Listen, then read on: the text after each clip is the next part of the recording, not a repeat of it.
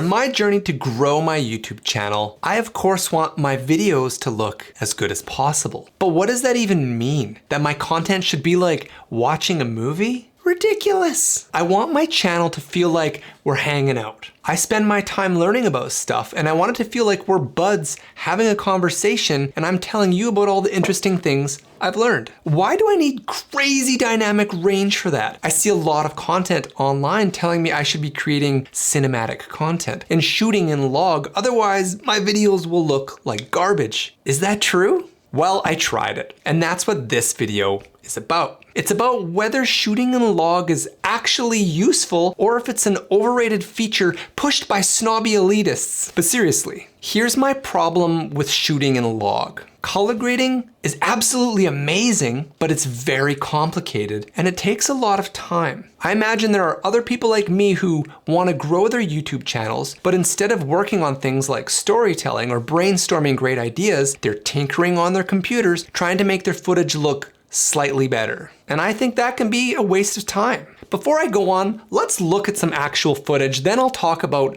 the results after. All right, this is no picture profile, lens is wide open. This is S-Log 3.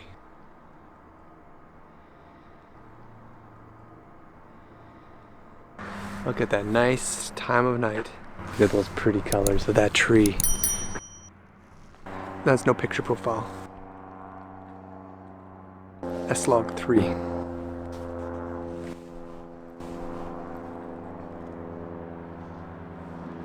This is no picture profile.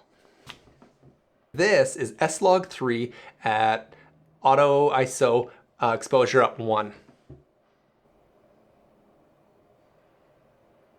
This is the shot that I need to see the difference on. If there's not a lot of difference between S-Log and my regular no picture profiles, I don't know if there's gonna be a point. Let's go hop on the computer and take a look right now, because I need to know.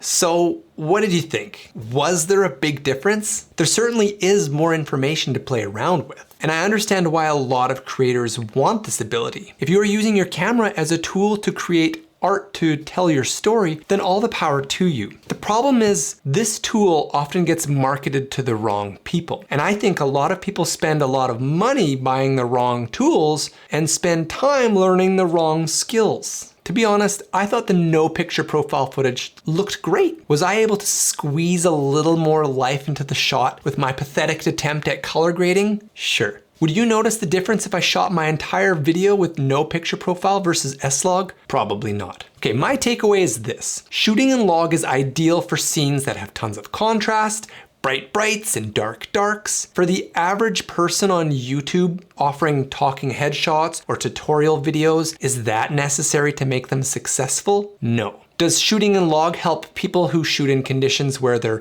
is a lot of light or they really want a specific look to their shot? Of course. At the end of the day, it all comes down to time. When I look back on how I spent my time over the last couple years, I wasted a lot of it. I spent time trying to shoot in log on tiny sensors in rooms without enough light, getting frustrated because I didn't know what the heck I was doing and I thought I was terrible. I wish I had spent that time working on things that were more important to me for growing a YouTube channel. Am I saying log is overrated for creating YouTube videos? No, not if you know what you're doing. You can grade footage very quickly if you know how to use the software and how to set up your camera properly. But do I think shooting in log is overrated for new YouTubers or people learning their first camera? Yes, I think it is. Watching a couple YouTube videos does not a colorist make. I want this video to be a reminder for people to prioritize the skills that are important to them for reaching their goals. If you want to succeed on YouTube, becoming a professional colorist won't matter as much as working on your story, your thumbnails, your headlines.